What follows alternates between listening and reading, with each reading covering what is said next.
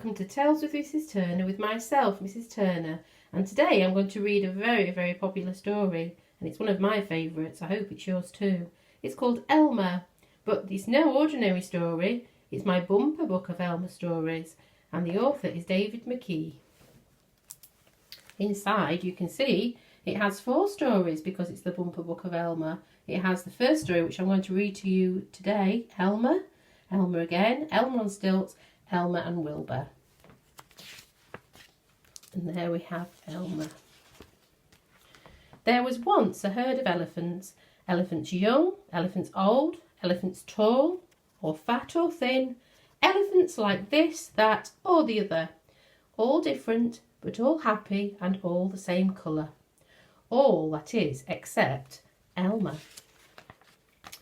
Elmer was different. Elmer was patchwork. Elmer was yellow and orange and red and pink and purple and blue and green and black and white. Elmer was not elephant colour.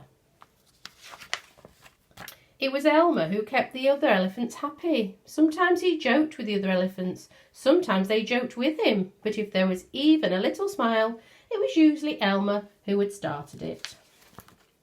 One night Elmer couldn't sleep for thinking, and the think that he was thinking was that he was tired of being different. Who ever heard of a patchwork elephant, he thought. No wonder they laugh at me. In the morning, before the others were really awake, Elmer slipped quietly away, unnoticed.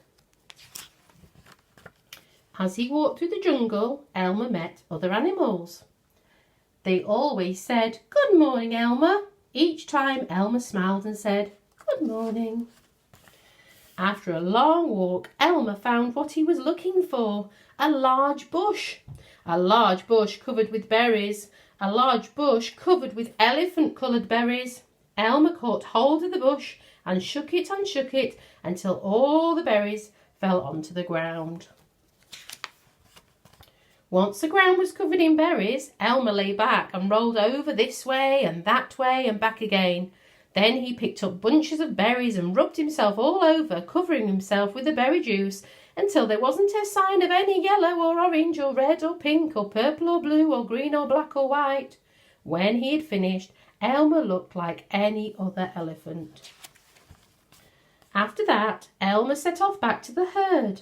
On the way, he passed the other animals again. This time, each one said to him, "Good morning, elephant." And each time Elmer smiled and said, "Good morning," pleased that he wasn't recognised. When Elmer rejoined the other elephants, they were all standing quietly. None of them noticed Elmer as he worked his way to the middle of the herd. After a while, Elmer felt that something was wrong. But what? He looked around. It was the same old jungle, the same old bright sky, and the same old rain cloud that came over from time to time, and lastly the same old elephants. Elmer looked at them. The elephants were standing absolutely still. Elmer had never seen them look so serious before. The more he looked at the serious, silent, still standing elephants, the more he wanted to laugh.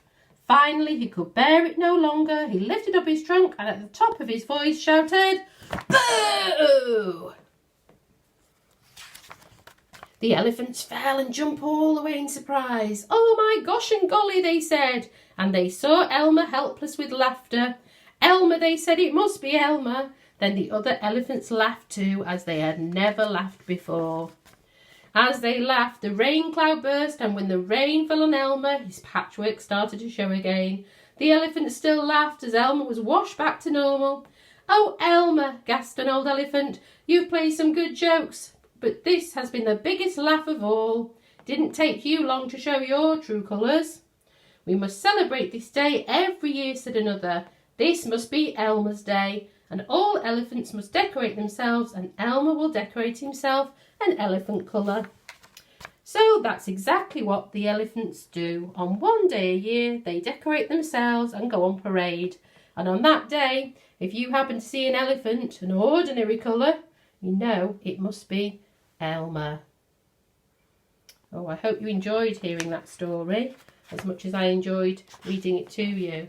If you'd like, please, if you could give me a thumbs up, that would be really nice of you and kind. And if you'd like to subscribe, that would also be very welcome. And if you'd like to hear a different story, please could you comment in the box down below. Okay, so until next time, thank you, goodbye.